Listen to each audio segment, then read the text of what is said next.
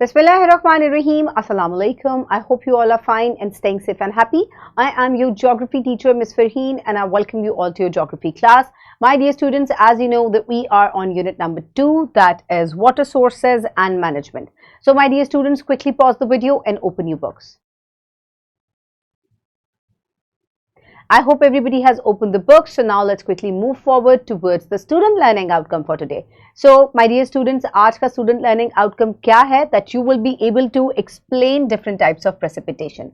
So आज के lecture में आप इस काबिल हो जाएंगे कि आप precipitation की जो different types हैं उनको explain कर सकेंगे. So basically question हमारे दिमाग में ये आता है कि ये precipitation है क्या? So just quickly think about it that what is precipitation? जी हाँ, जो बारिश आसमान से बरसती है उसको हम प्रेसिपिटेशन कहते हैं. अब ये बारिश जो है ये किसी भी फॉर्म में हो सकती है. It can be in the form of rain, snow, slit और हेल. ठीक है, और इसी को आज हमने नॉलेज 2.2 के अंदर जो है वो डिस्कस करना है. So let's quickly move forward towards the lesson. So my dear students, types of precipitation जो है ये डिफरेंट एटमॉस्फेरिक कंडीशंस जो हैं उनके अंदर जो है जो क्लाउड्स से पानी नीचे आता है वो डिफरेंट एटमॉस्फेरिक कंडीशंस जब होती हैं तो दे चेंज. जैसे बारिश बरसती है, स्लीट, हेल या स्नो, जिनको अभी हम डिटेल से डिस्कस भी करेंगे. ये बहुत ही इंपॉर्टेंट है प्रेसिपिटेशन, क्योंकि ये हमारे ज़मीन पर मौजूद जितने भी वाटर रिसोर्सेज हैं ये उनको सैराब करती है और उनको मेंटेन रखती है. इसके अलावा जो ज़मीन पर वाटर साइकिल है ये उसको भी मेंटेन करता है. Now what is water cycle, ये तो हम नेक्स्ट लेसन में डिस्कस करेंगे, but today we are going to discuss about the different types of precipitation. So moving on towards the different types of precipitation, इनमें सबसे main form कौन सी है? That is rain.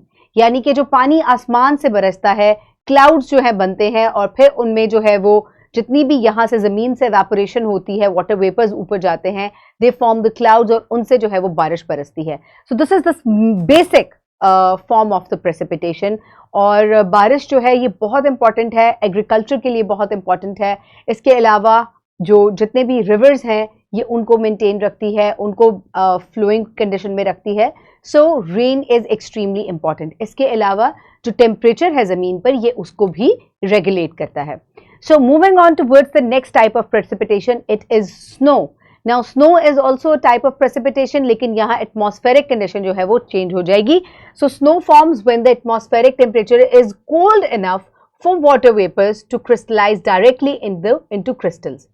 अब क्या होता है कि जो clouds हैं उनमें मौजूद जो water vapors हैं वो शदीद ठंड की वजह से crystal form में जम जाते हैं and then they fall as snow. So these ice crystals accumulate in clouds and forms as individual ice flakes in the common colder regions and at higher altitudes. जैसे ही आप पाकिस्तान में भी नॉर्दर्न एरियाज की तरफ मूव करते हैं, मरी जाते हैं, एबटाबाद जाते हैं, गिलगित बल्तिस्तान जाते हैं, तो यहाँ बहुत शदीद ठंड की बाइस जो है वो स्नो बरसती है सर्दियों में.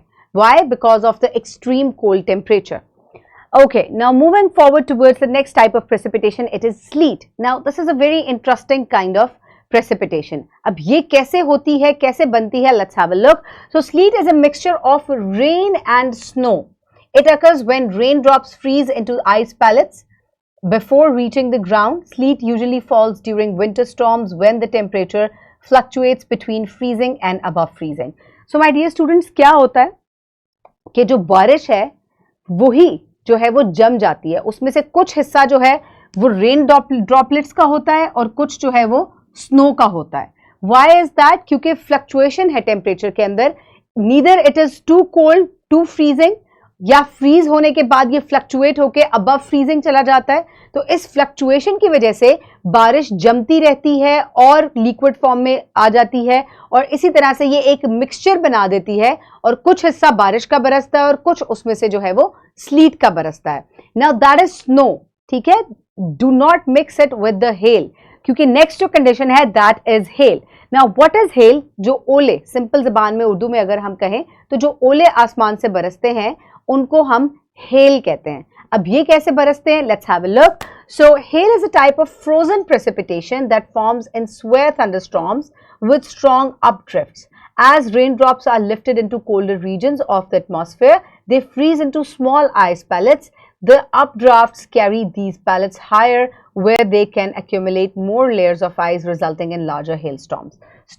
So अब होता क्या है कि जब ये बारिश जो है ठंडे होने की वजह से बहुत शदीद जब तूफान आता है, आप देखिए जब बहुत मूसलाधार बारिश होती है यूजली तब हमें ओले देखने को मिलते हैं. टेम्परेचर एक्सट्रीमली ड्रॉप हो जाता है जिसकी वजह से बारिश जो है it फ्रीजेज into crystals of ice, या आप कह सकते हैं कि छोटे छोटे बर्फ के गोलों में तब्दील हो जाती है. They are not basically crystals of snow, they are small balls of ice that fall with the rain. Okay, so this is known as hail. और ये शदीद तूफान जब आता है ये तब होते हैं और नॉर्मली आपको प्लेन रीजन्स में पंजाब में भी अक्सर जो है वो देखने को मिलते हैं hail storms. So moving on towards the next part of type of precipitation, that is freezing rain. अब ये freezing rain क्या है कि ये आसमान से तो बारिश की फॉर्म में आती है, लिक्विड ड्रॉपलेट्स की फॉर्म में आती है, लेकिन होता क्या है कि जमीन पर पहुंच के टेम्परेचर जमीन का इतना लो होता है that it freezes. So freezing rain is a kind of rain that falls in liquid form but freezes and forms a coating of ice on the ground and on exposed objects. जैसे कि आपको यहाँ leaf पे भी नजर आ रहा है कि जैसे ही वाटर ड्रॉपलेट्स नीचे आके किसी भी चीज को टच करते हैं दे फ्रीज इनटू आइस. ऊपर से पानी की फॉर्म में ही आ रहे होते हैं लेकिन ग्राउंड टेम्परेचर इतना लोअर हो जाता है that they change into freezing rain. इसको इस टाइप की रेन को हम फ्रीजिंग रेन कहते हैं.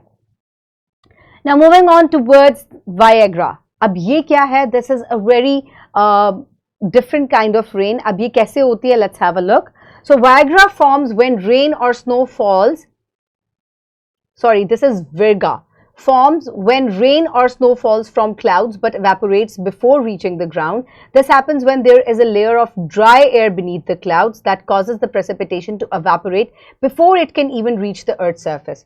अब होता क्या है कि यहाँ जब clouds बने हुए हैं तो ये clouds जो हैं यहाँ से बारिश नीचे आएगी, liquid rain होगी, लेकिन ये जो central part है it is so dry, there is no moisture in between कि ये रेन यहाँ तक नहीं पहुंचती बल्कि इधर से ही वापस एक्सटेंसिव हीट की वजह से और ड्राइनेस की वजह से वापस एवापोरेट हो जाती है. यानी कि रेन सिर्फ अपर रीजन में रहती है, it does not touches the ground.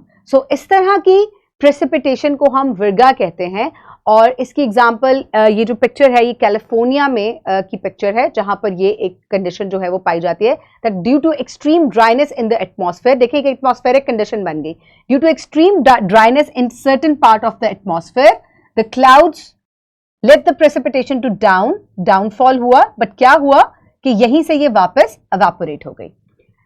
So this is it. These are all the different types of precipitation जो कि हमने आज पढ़ी because of the different atmospheric conditions. I hope you have understand them.